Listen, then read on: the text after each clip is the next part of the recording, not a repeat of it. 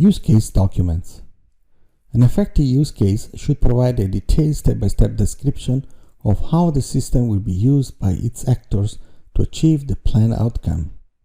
To describe a use case, you should compile the use case document, a business document which provides a story of how a system and its actors will be utilized to achieve a specific goal. You should define a use case template which provides you with everything you need to develop your use case document. Such documents typically contain the following parts: a brief description, which is used to describe the overall intent of the use case, typically a few paragraphs, but it can be longer or shorter as needed. It describes the functionality that occurs when the use case executes without errors, the happy path. Preconditions. Conditions that must be true before the use case can begin to execute. You don't need to check these conditions during the basic flow, as they must be true for the basic flow to begin. Actors and basic flow. Basic flow is used to capture the normal flow of execution through the use case.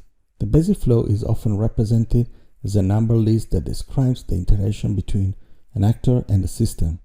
Here's where you document use case extension points and inclusions. Alternative flows. Used to capture variations to the basic flows, such as user decisions or error conditions.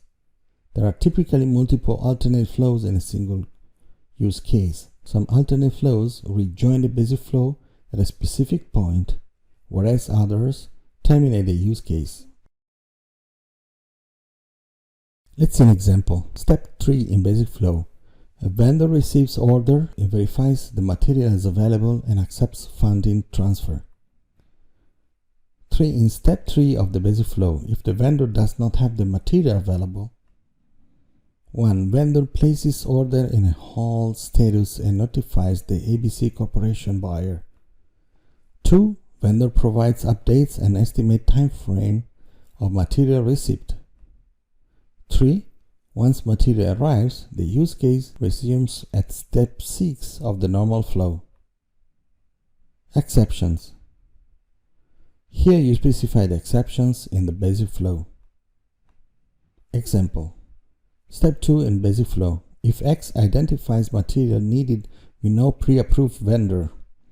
1. X buyer initiates internal process to identify suppliers for new material. 2. X buyer coordinates agreement between X and potential vendor. 3. Upon obtaining agreement and approval, vendor is added to pre-approved vendor list. 4. Use case resumes on step 3 of normal flow.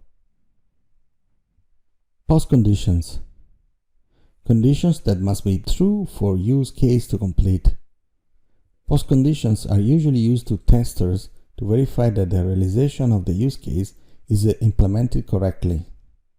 Requirements. Requirements that must be met before the execution of the use case.